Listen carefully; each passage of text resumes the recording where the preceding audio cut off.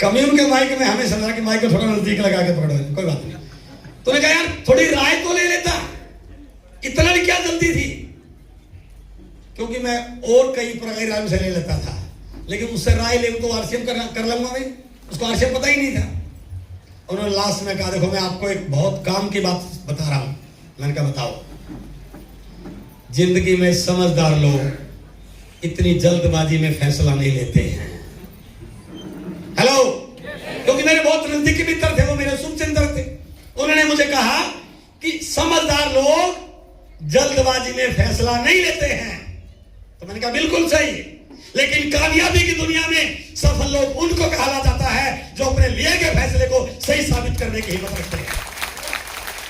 तो मैंने कहा भैया अब तो काम शुरू कर दिया है। तो बाद में घर वालों ने कहा कि चलो आप इतना ही जिद लगा रहे हैं तो हम आपको 6 महीने का वक्त देते हैं। यदि 6 महीने में आपने कुछ कर दिया तो फिर सोचेंगे आरसीएम करना चाहिए कि नहीं करना चाहिए, और कुछ नहीं किया तो दोबारा आपको कोचिंग सेंटर को ओपन करना पड़ेगा। मैंने कहा एग्री, मैं सहमत हूं।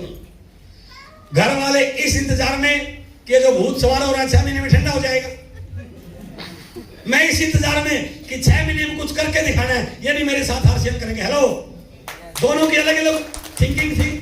और मैं क्योंकि मैं थोड़ा सा आध्यात्मिक व्यक्ति, भगवान में विश्वास करता हूं, मैं ये मानता हूं कि जब आप पूरी शिद्दत के साथ, साफ नियति के साथ ऊपर वाले को हाजिर नाजिर को काम करते हैं ना, तो आपके काम में आपकी मदद जरूर करता है। हम अपने आप को बचाते इसलिए रिजल्ट नहीं आता सर। तो मैंने काम शुरू कर दिया सर, कोचिंग सेंटर को बंद कर दिया, प्लान दिखाया, बहुत सारे लोगों ने मना किया। धीरे धीरे कुछ लोग मेरे साथ आना शुरू हुए, क्योंकि मेरे पास 6 महीने के बाद तो मैंने 2 चीजों पे काम किया। पहला, क्योंकि 6 महीने बाद घर वाले फिर पूछेंगे क्या हुआ, तो जो लोग मेरे साथ ज्वाइन हुए थे उनमें से जो थोड़े ठीक ठाक थे, गंभीर थे, मैंने उनको भी अपनी तरफ प्लान दिखाना सिखाया, बाहर लोगों से मिलने के लिए परिवार किया, क्योंकि मुझे पता था मेरे अकेले से बड़ा काम होने वाला, जब तक मेरी टीम में मेरे जैसे लीडर क्रिएट नहीं होंगे ये काम बड़ा होने वाला। तो मैंने उन लोगों को भी ट्रेन करना शुरू किया, तो मेरी टीम में मेरे जैसे लोग थोड़ा सा डेवलप होना शुरू किए। दूसरा काम मैंने ये पता किया कि मेरे कुछ साथियों ने अपने जानकार लोगों को मेरे शहर से बाहर भी ज्वाइन करवा दिया था, किसी का रिश्तेदार, किसी का मामा, किसी का दोस्त, किसी का भाई। दूसरा काम मैंने ये किया कि ये काम मेरे अकेले शहर में होने से बड़ा होने वाला नहीं है। जैसे मुझे पता चला कि इसने इसके मामा को ज्वाइन करा दिया, मैंने बिल्कुल इंतजार नहीं किया कि ये वहां जाके काम करेगा। मैंने नाम पता लिया और बैग उठा वहीं पहुंच गया। और कमाल देखिए, in the 6th month I was royalty chief of RCM. और 6 महीने में मैं आरसीएम का रॉयल्टी चीफ था और मेरा बिजनेस 3 स्टेट में शुरू हो चुका था। यहां से बहुत सारे लोग इनको कई साल हो चुके हैं, आप भी वहीं घर के आसपास घूम रहे हैं, इससे तो बड़ा नहीं हो रहा। रॉयल्टी चीफ बनते ही मैं 6ठे महीने में रॉयल्टी चीफ बना और मेरा बिजनेस 3 स्टेट में जा चुका था।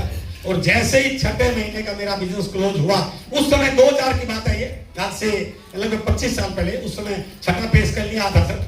मेरी कोचिंग सेंटर की इनकम भी लगभग 40-45 हजार के आसपास थी और मेरी सैलरी भी उस समय 45 हजार के आसपास की होती थी। तो मेरी जो 6ठे महीने की स्टेटमेंट आई वो मेरे कोचिंग सेंटर की इनकम के लगभग बराबर थी।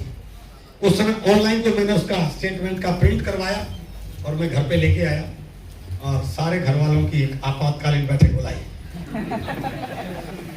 क्योंकि 6 महीने का वक्त दिया था, मैंने उनको दिखा कि ये मेरा 6 महीने का स्टेटमेंट है, अभी तो काम शुरू हुआ है, अभी तो कंपनी ने प्रोडक्ट निकाले भी नहीं है, कल को और प्रोडक्ट आएंगे, घरेलू यूज के प्रोडक्ट आएंगे, टीम बाहर बढ़ेगी, तो अब बताओ क्या करना चाहिए।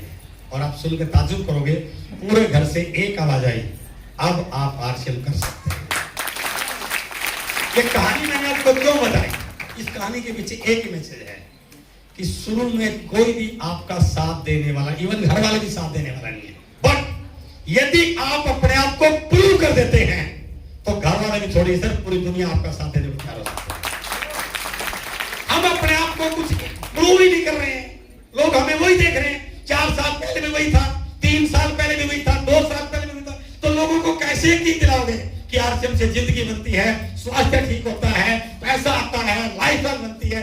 तो अपना एग्जाम्पल बनाइए सर। दुनिया को ज्ञान देने से पहले अपने आप को प्रूव करके दिखाइए। हेलो, और जिस दिन आप अपने आप को प्रूव कर दिया, लोग लाइन लगा के आपके साथ जुड़ने को तैयार हो सकते हैं। ऐसा कर सकते हैं क्या? और 5 पैंट खरीद करके आरसीएम शुरू किया था 25 साल पहले। 2007 आते आते 6 साल में आरसीएम से इतना पैसा आ चुका था कि मुझे लगा, जैसे अभी देवेंद्र सरकार ने कैलकुलेशन किया कि जो हरियाणा गवर्नमेंट रिटायरमेंट तक 60 साल की एज तक पैसा देने वाली है, उतना तो आ लिया, तो फिर काहे की नौकरी करना। 2007 में नौकरी को भी छोड़ दिया। Now I am doing full time RCM. और यदि मैं थोड़ा सा वॉल्यूम के टर्नओवर की बात करूं, आज ये स्थिति है, इस आरसीएम सिस्टम की ताकत है, इन प्रोडक्ट की ताकत है। आज मेरा मंथली टर्नओवर लगभग 15 करोड़ पीवी का होता है। पीवी इसको डीपी में करें तो लगभग ये 25-30 करोड़ का होता है, और इसका एमआरपी लिखोगे तो 50-60 करोड़ का होता है। हेलो, जितना बहुत सारी फैक्ट्रियों का होता है इतना मेरा आईडी का टर्नओवर होता है। करना चाहते हैं आप? तैयार हैं? 1 घंटा बैठ सकते हैं पूरे तन्मयता के साथ। आइए बातचीत शुरू करते हैं।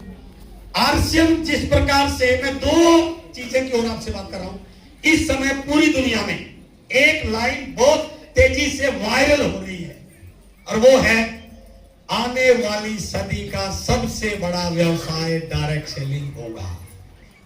हेलो, पूरे वर्ल्ड में एक लाइन, एक वाक्य ये वायरल हो रहा है कि इस सदी का सबसे बड़ा व्यवसाय होगा डायरेक्ट सेलिंग। दूसरी लाइन, इस सदी के सबसे बड़े डायरेक्ट सेलिंग के व्यवसाय में यदि किसी देश में सबसे बड़ा टर्न होगा तो होगा हमारा देश भारत। और इसमें एक चीज मैं ऐड कर रहा हूं, भारत में यदि किसी कंपनी का सबसे बड़ा टर्न होगा वो होगा आरसीएम का। मैं एक स्लाइड दिखाऊंगा कि अभी हमारे देश की स्थिति क्या और आने वाले समय में क्या होने वाली है। यदि आरसीएम का इतना बड़ा टर्नओवर होगा पूरी इंडिया में, तो उसके पीछे क्या कारण मान सकते हैं आप? आरसीएम के भारत में सबसे तेज गति से बड़ा होने के 4 मुख्य कारण हैं। First, rapid, strong and ethical company, सबसे बड़ा कारण। यदि आप गूगल पे सर्च करो, डायरेक्ट सेलिंग के बारे में कुछ इंफॉर्मेशन लेना चाहते हैं, तो उसमें कहीं ना कहीं एक स्टेटमेंट आएगी, या आप लिख सकते हैं what is the opinion of bill Clinton about direct selling. आप लिख के चेक करना, क्योंकि ये इंडस्ट्री अमेरिका में शुरू हुई थी 1959 में। आज अमेरिका में इस इंडस्ट्री का एनुअल टर्नओवर लगभग 4 लाख करोड़ के आसपास हो चुका है। तो वहां के भूतपूर्व राष्ट्रपति बिल क्लिंटन ने इस इंडस्ट्री के बारे में एक स्टेटमेंट दिया, ये इंडस्ट्री बहुत बड़ी है, इसका टर्नओवर बहुत बड़ा है, इससे इनकम बहुत बड़ी हो सकती है, लेकिन लास्ट में लाइन लिखी, बशर्ते आप किसी अच्छी कंपनी से जुड़ जाएं तो। हेलो, तो उनका कहने का भाव यह था कि इंडस्ट्री तो जोरदार है, यदि आपकी कंपनी अच्छी नहीं है तो आप कैरियर नहीं बना सकते। And we are so lucky, हम दुनिया की, भारत की नहीं, दुनिया की सबसे एथिकल कंपनी के साथ काम कर रहे हैं। ये हमारे लिए गर्व की बात है। तो पहला यह है कि हमारी कंपनी बहुत बड़ी है, पिछले 25 सालों से डायरेक्ट सेलिंग में काम कर रही है, पिछले 50 साल से ट्रेडिशनल बिजनेस में है, हमारे 15,000 से ज्यादा स्टोर्स हैं, हमारे 250 से ज्यादा डिपोज है, हमारे पास 400 से ज्यादा प्रोडक्ट है। आरसीएम की एजुकेशन सिस्टम बहुत बढ़िया है। आरसीएम के जो एमडी हैं वो एक संत आदमी, एक बार तीसरी सर के लिए जोरदार था। इसके पीछे थोड़ा दूसरा कारण है right product category. Network marketing के नाम पे, डायरेक्ट सेलिंग के नाम पे भारत में बहुत सारी कंपनियां काम कर रही हैं। उन कंपनियों में जुड़ने के लिए आपको ये प्रोडक्ट खरीदना पड़ेगा, उसकी जरूरत नहीं, उस प्रोडक्ट की घर में जरूर है, लेकिन क्योंकि आपको पैसा कमाना है, इस कंपनी में जुड़ना है, इसलिए ये प्रोडक्ट आपको खरीदना पड़ेगा। बट आरसीएम ऐसा नहीं है। आरसीएम में कुछ भी ऐसा नहीं करना है। जो सामान आपके घर में रोज आ रहा है वही आरसीएम से ले लीजिए, आपकी एंट्री हो गई। तो आरसीएम ने सबसे बड़ा काम क्या किया कि वो प्रोडक्ट जो हमारे घर में रोज चाहिए ही चाहिए, नमक चाहिए, बिस्कुट चाहिए, हल्दी चाहिए, मिर्ची चाहिए, साबुन चाहिए, तेल चाहिए, कपड़ा चाहिए, जूता चाहिए, अलग से कुछ नहीं करना। और तीसरा, वो जो प्रोडक्ट आए उनकी क्वालिटी और वाजिब रेट में, पॉकेट फ्रेंडली, ये नहीं कि मनमाना रेट लगा दिया। सबसे बड़ी बात यह है कि ये प्रोडक्ट जो बाजार में है आरसीएम में उनसे कम रेट पे है। उसके बाद और बेनिफिट वो बाद में डिस्कस करेंगे। तीसरी जो पार्ट था वो है कि पॉकेट फ्रेंडली क्वालिटी प्रोडक्ट। इस क्वालिटी का प्रोडक्ट मार्केट में इस रेट में कहीं मिल ही नहीं सकता है। और चौथा सबसे बड़ा फैक्टर है वो है भारत की मार्केट, आज इंडियन मार्केट वर्ल्ड की सबसे बड़ी मार्केट बन चुका है। और मैं आपको बता दूं, हमारा कंपटीशन किसी भी नेटवर्क मार्केटिंग कंपनी से नहीं है। हेलो, हम बहुत सारी कंपनियों के कंपटीशन में हो सकते हैं, बट आरसीएम का कंपटीशन किसी डायरेक्ट सेलिंग कंपनी से नहीं है। हमारा कंपटीशन है तो भारत के बाजार के साथ है। हेलो, और मैं आपको एक चीज और बता दूं, बहुत सारी कंपनियां ऐसी हैं जिनको पता है आरसीएम जिस गति से बढ़ रहा है, यदि वो किसी आरसीएम वाले के साथ प्लान डिस्कस करते हैं या किसी नए प्रोस्पेक्ट से मिलते हैं तो पता वो प्लान दिखाने से पहले क्या करते हैं, ये तो है आपकी आरसीएम और ये है हमारी कंपनी। आरसीएम में ये नहीं है, ये हमारी कंपनी में। आरसीएम ये नहीं देती, हम ये देते हैं। यानी कि भारत में कोई भी व्यक्ति आरसीएम का नाम लिखे बगैर प्लान भी नहीं दिखा सकता है। It is the power of RCM system. तो हमारा किसी कंपनी से कंपटीशन नहीं है, हमारा कंपटीशन भारत के बाजार से। क्यों? क्योंकि इस समय भारत का बाजार, भारत की मार्केट वर्ल्ड की सबसे बड़ी मार्केट बन चुकी है और हमारा कब्जा भारत की मार्केट पे कब्जा करना, हमारा फोकस ये है। और क्योंकि ये इंडस्ट्री लाखों करोड़ की है, वो मेरी स्लाइड में आपके साथ में शेयर कर रहा हूं। ये 4 पॉइंट इस बात को इशारा करते हैं कि आने वाले समय में भारत में डायरेक्ट सेलिंग का जो इतना बड़ा रूप होगा, उसमें आरसीएम सबसे बड़े एक पार्टनर के रूप में उभर कर आने वाला है। Right sir? तो अपन इस पर बातचीत करेंगे। हमारे आरसीएम अब एक अभियान बन चुका है। अभी हमने स्लाइड में देखा हमारे बहुत सारे उद्देश्य हैं, लेकिन 3 मुख्य उद्देश्य हैं। हम स्वास्थ्य पे बात करते हैं, हम स्वावलंबन पर बात कर, महिला सशक्तिकरण पर बात करते हैं। और मैं थोड़ा सा 1 मिनट के लिए इस पॉइंट को बताना चाहूंगा। यदि आप किसी नए व्यक्ति से मिलो, उसको आप और कुछ बताओगे तो शायद वो मना कर दे, बट यदि आप उसके सामने ये ऑप्शन रखोगे तो उसके पास मना करने का कोई कारण ही नहीं हो सकता है। क्योंकि हर घर में कोई ना कोई व्यक्ति बाजार की मिलावट की वजह से बीमारी से परेशान है, दवाइयों से परेशान है, हॉस्पिटल से परेशान है, गोली से परेशान है, डॉक्टर से परेशान है, उसके पास कोई विकल्प नहीं है। आप उसको बता सकते हैं, यदि आप मात्र घर का सामान बदल लो तो मैं आपकी दवाइयों से छुटकारा आपको दिलवा सकता हूं, मैं आपको हॉस्पिटल छुटकारा दिलवा सकता हूं, आपका स्वास्थ्य ठीक कर सकता हूं, क्योंकि हमारे पास इस प्रकार के प्रोडक्ट हैं। इसलिए यह आपका सबसे बड़ा पॉइंट हो सकता है। हमारे देश में हर 5वां व्यक्ति कोई ना कोई गोली खा रहा है। कल मैं और देवेंद्र साहू जी एक डिस्ट्रीब्यूटर के घर पे गए थे। जब घर पे एंट्री करी तो उसके घर में बहुत सारी दवाइयों की बोतल रखी हुई थी, क्योंकि घर में 5-7 व्यक्ति होंगे तो किसी न किसी को BP, thyroid, sugar, cholesterol, stress है ना। हर 5वां व्यक्ति कोई ना कोई गोली खा रहा है। भारत में 54-55% नॉन प्रेग्नेंट महिलाएं एनीमिक हैं। जितना उनके अंदर ब्लड होना चाहिए, हीमोग्लोबिन होना चाहिए, नहीं है। और भारत में लगभग 50% से ज्यादा प्रेग्नेंट महिलाएं एनीमिक हैं, है ही नहीं, उनके अंदर ब्लड ही नहीं है। आजकल की जो नई नई बच्चियां हैं उनके अंदर खून नहीं है सर, क्योंकि खा रही तो वो पॉपकॉर्न खा रही हैं, बर्गर खा रही हैं, पिज्जा खा रही हैं, कहां से खून बनेगा? और उसका इफेक्ट क्या होगा?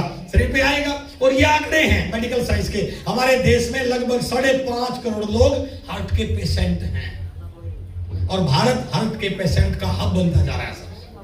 भारत में लगभग 8 करोड़ लोग डायबिटिक हैं, 21 करोड़ लोग बीपी से परेशान है, 13.5 करोड़ ओबेसिटी से, 5 करोड़ 4 करोड़ थायराइड से, कैंसर से, लगभग 55 करोड़।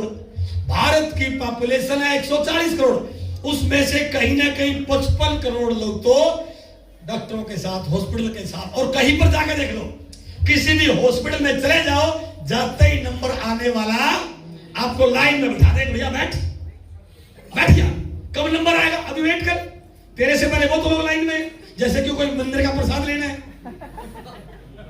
बीमारियां क्यों बढ़ती जा रही हैं सर? उसके पीछे सबसे बड़ा कारण है कि हमारे खान पान में मिलावट। और यदि मैं गलत नहीं हूं, इस बाजार में खान पान की मिलावट को कोई रोक भी नहीं सकता है। सरकार कितना भी प्रयास कर ले तब भी रुकने वाला, क्योंकि जो व्यक्ति मिलावटी सामान बेच रहा है वो अखबार में इश्तिहार नहीं दे रहा कि मैं धड़ल्ले से मिलावटी सामान बेच रहा हूं। वो पकड़ा भी जाएगा तो तब तक वो लाखों लोगों के घरों में मिलावटी सामान पहुंचा चुका होगा।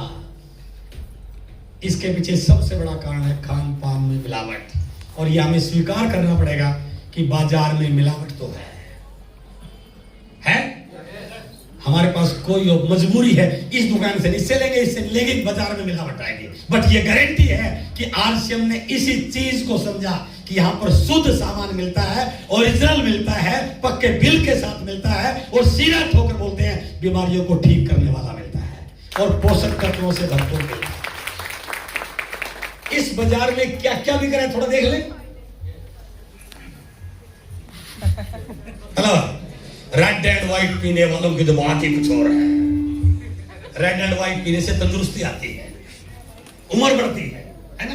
ये सब बिक रहा है सर, बिक रहा है। और वो लोग इसका प्रचार कर रहे हैं जिनको हम रोल मॉडल मान रहे हैं। बिक रहा है सर ये। और कहीं ना कहीं हमारे आसपास, हमारे घर में आ रहा होगा, आरसीएम ऐसे प्रोडक्ट नहीं बेचता सर। आरसीएम केवल पैसे के लिए व्यापार नहीं कर रहा है। हम सरसों का तेल बेच सकते थे, नहीं बेच रहे। हम केवल और केवल राइस ब्रांड हेल्थ कार्ड बेच रहे, क्योंकि वही इकलौता तेल है जो हमारे स्वास्थ्य के लिए बहुत जरूरी है। इसलिए आरसीएम ऐसा कोई प्रोडक्ट लेके नहीं आता जो हेल्थ के लिए सही नहीं हो। हम ये बेचते हैं सर, ये बेचते हैं। मैं कई बार बड़ा अफसोस करता हूं, ये छोटा सा प्रोडक्ट है सर, हर घर में पाया जाता है।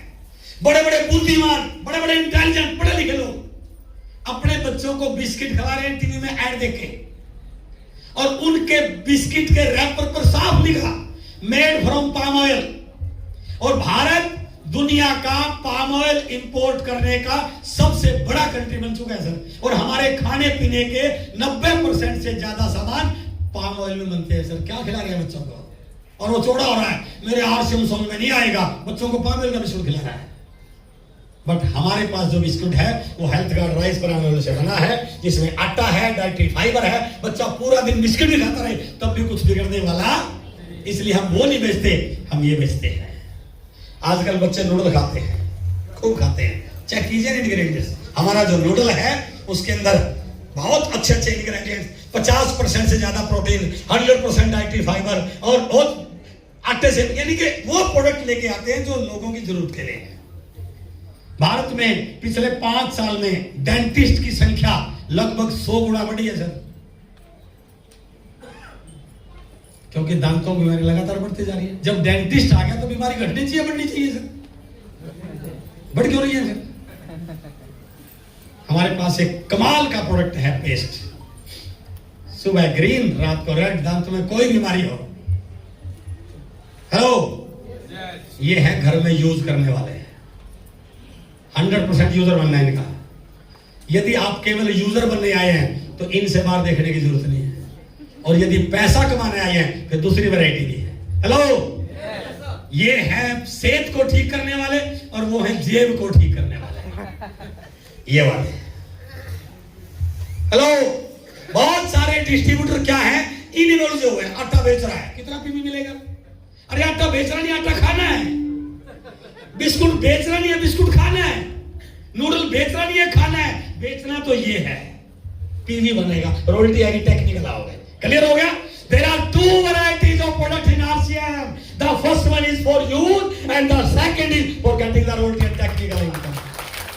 यदि ये कॉम्बिनेशन नहीं है तो भैया फिर रॉयल्टी के लिए तो यहाँ 9 ही लोग खड़े रहेंगे, फिर 900 लोग तो नहीं आने वाले हैं।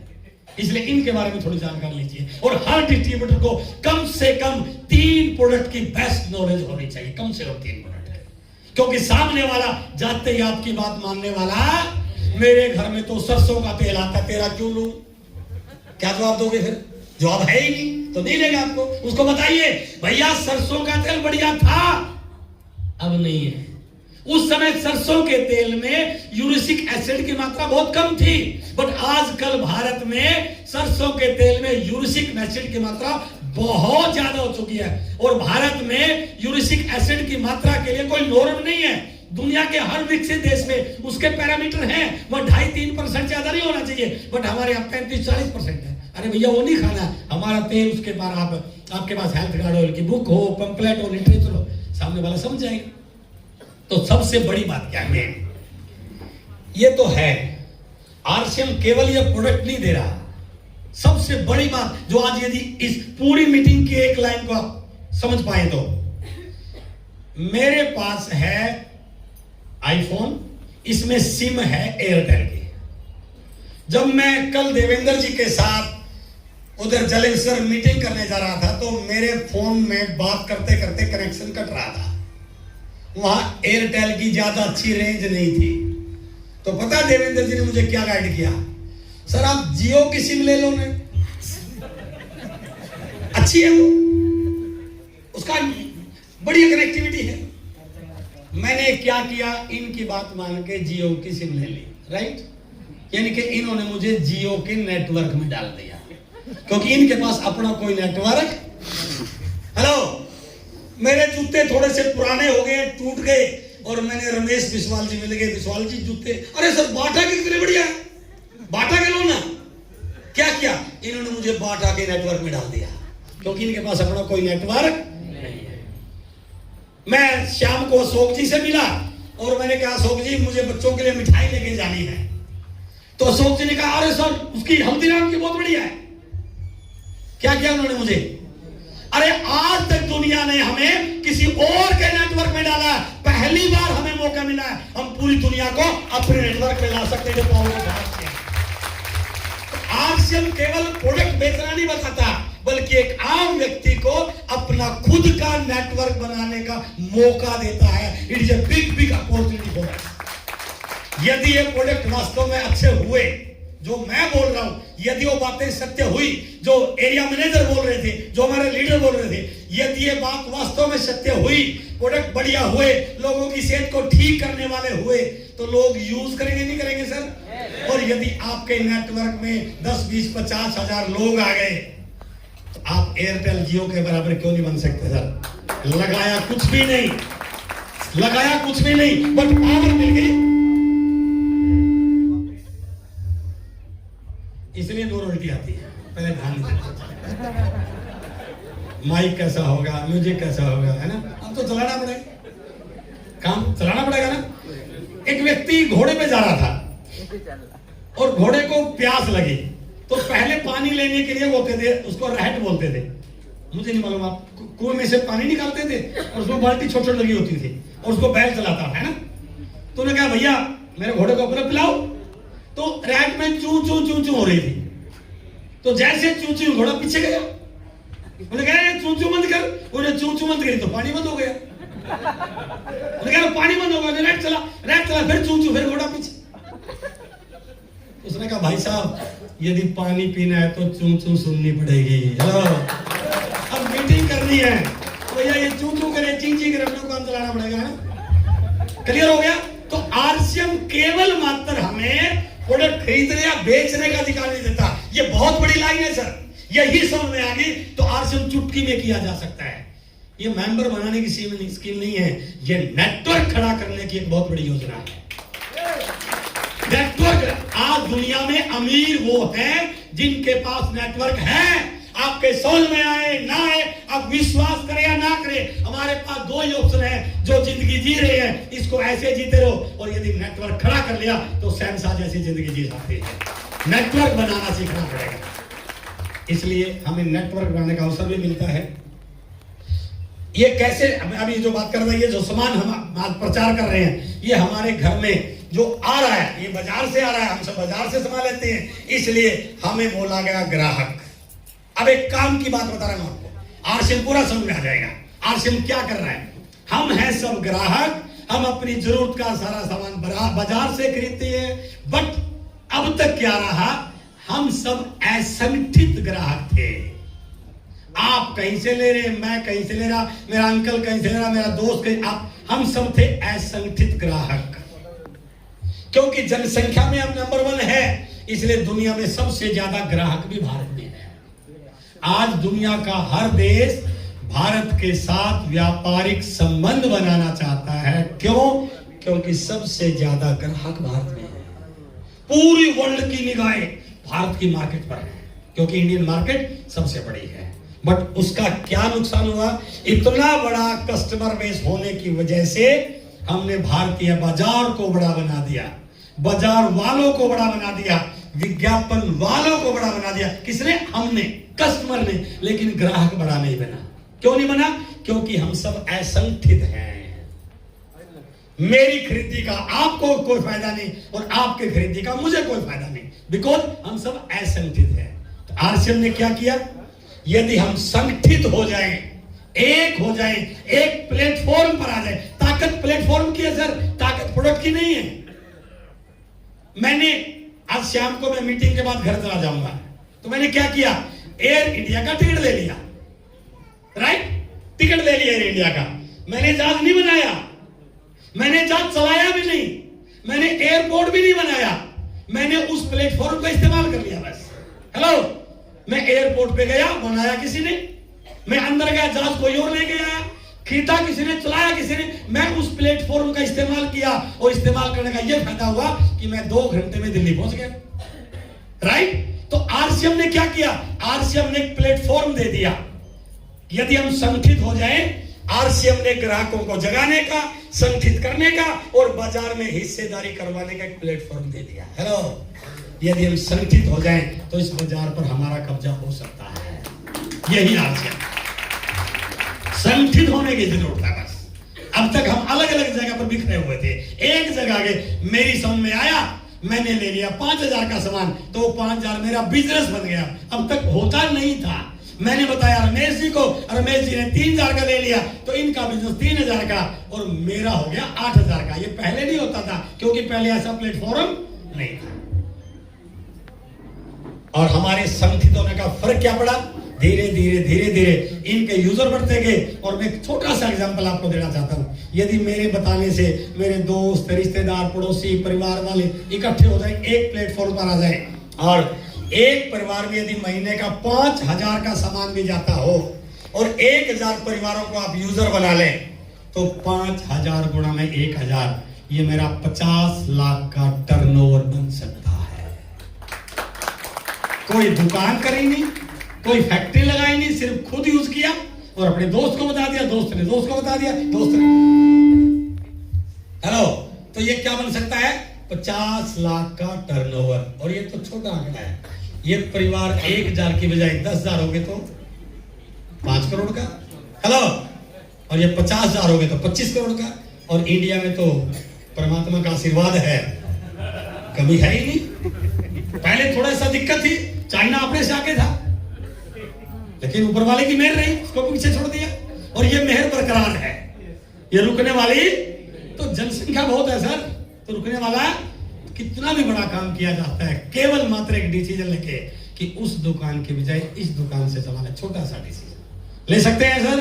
और अफसोस इस बात, छोटा सा डिसीजन भी लोगों से लिया, छोटा सा डिसीजन करवाने के लिए भी लोगों को पकड़ करके हलाना पड़ रहा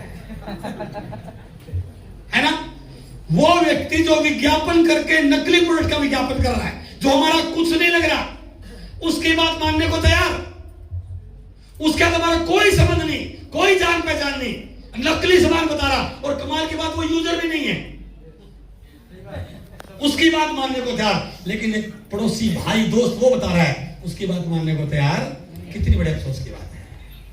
इसलिए लोग धीरे धीरे चलो हो जाए, अपन को सब पीछे हटने वाले हैं, बता के रहेंगे सर, समझा के रहेंगे। ओके, तो हमारे घर में जो सामान आ रहा है, अब मैं कंसेप्ट पे आ रहा हूं। ये तो था एक जनरल बात, अब मैं रियल कंसेप्ट पर क्या है डायरेक्शन। हमारे घर में सामान आने के 2 तरीके हैं। पहला तरीका ये भारतीय बाजार, जिसको बोलते हैं ट्रेडिशनल मेथड। इस तरीके में कोई कंपनी प्रोडक्ट बनाती है और हम सब ग्राहक हैं, उस प्रोडक्ट को यूज करते हैं। ना कंपनी हमारे घर सामान देने आती, ना हम कंपनी के पास सामान लेने जाते हैं। इन दोनों को जोड़ने के लिए ये बाजार है, जिसमें retailer, wholesaler, C&I, broker, agent वगैरह वगैरह। और इस सामान का पता कैसे चले, ये कुछ खास लोग हैं, वो विज्ञापन करते हैं, टीवी पे आते हैं, क्रिकेट वाले, फिल्म वाले, वो आके बताते हैं, क्योंकि हमारे अंदर कुछ अकल है नहीं। वो बताएंगे कौन सा शैम्पू लाना चाहिए, वो बताएंगे कौन सी साबुन इस्तेमाल करनी। और माधुरी दीक्षित आती है और बोलती है, मेरे गोरेपन का राज लक्स। हम लक्स लेकर आगे, आपको क्या लग रहा है, वो लक्स से लाती होगी, उसका कुत्ता भी नहीं लाता, हमें नहीं लाती पक्का, क्योंकि उसको मिलते हैं करोड़ों रुपए बोलने के। यानी कि they are not the user, they are only the promoter. लेकिन इस व्यवस्था है, तरीका है, ये तरीका ऐसे ही चलता है। तो यानी कि जब भी कंपनी से प्रोडक्ट ग्राहक के लिए निकलेगा, उस पर कुछ खर्चे जुड़ेंगे ही जुड़ेंगे। मिडल मैन का प्रॉफिट और विज्ञापन वालों का खर्चा। एम आई राइट? ये दो खर्चे जुड़ने के बाद ये प्रोडक्ट यदि 100 रुपए का बना है तो ग्राहक तक आते आते 200 रुपए का बनाएगा। 50% पैसा इस व्यवस्था में जाएगा ही जाएगा। क्लियर है सर? चलो जाए, इसके बावजूद भी ये गारंटी नहीं कि माल ओरिजिनल होगा। और आजकल तो सर इतना बड़ा तेज जमाना आ गया, दुकानदार पहले लिख देता है महंगाई के दौर में गारंटी की उम्मीद ना करें। लिखा होता है और अपन भी चुपचाप ले आते हैं। इस सिस्टम में बहुत सारी खामियां हैं। नकली भी मिल रहा है, कच्चा बिल से मिल रहा है, बार्गेनिंग भी है ना? लेकिन हमारी मजबूरी है क्योंकि हमारे पास कोई दूसरा विकल्प नहीं है। ये नकली दे, असली दे, महंगा दे, सस्ता दे, नगद में दे, उधार में दे, लाना तो ये से पड़ेगा ना सर। और क्या करें, घर में थोड़ी बना सकते हैं। भाई जूता फट गया तो बाजार में जाना पड़ेगा, घर में थोड़ी फैक्ट्री लगाएंगे। चाय खत्म होगी तो बाजार से लानी पड़ेगी, तो हमारे पास दूसरा ऑप्शन नहीं है। और जैसे अभी बता रहा था, ये कस्टमर भारत में दुनिया के सबसे ज्यादा 140 करोड़ की पॉपुलेशन है। जो 140 करोड़ लोग इस व्यवस्था से सामान खरीदेंगे तो ये व्यवस्था बहुत बड़ी बन गई। और आज भारत में इस व्यवस्था का लगभग टर्नओवर है 65 लाख करोड़। कितना है? किसने बनाया? हमने। और कमाल देखिए, थोड़ा सा ध्यान दीजिए, इस व्यवस्था में ये भी अर्नर, ये भी अर्नर, ये भी अर्नर, ये भी अर्नर, ये भी अर्नर, सिवाय इसके। इस पूरी व्यवस्था में हर व्यक्ति कमा रहा है, सिर्फ इसको छोड़ करके। और जबकि इस व्यवस्था का चला रहा ये है, क्योंकि इस मार्केट की नेचर यही है।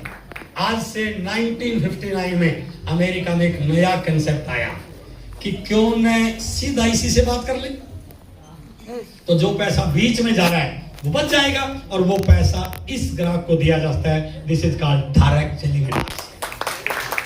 कंसेप्ट क्लियर हो गया? यानी कि अब तक हमारे पास घर का सामान लेने का केवल एक विकल्प था, अब हमारे पास दो विकल्प हैं। हम चाहें तो यहां से ले लें और चाहें तो आरसीएम से ले लें। क्लियर हो गया? क्या फर्क पड़ेगा?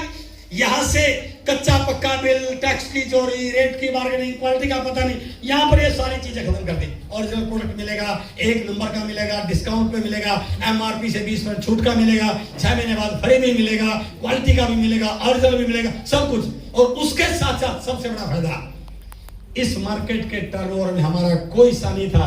इस मार्केट के टर्नओवर में हम 45% के मालिक बन सकते हैं।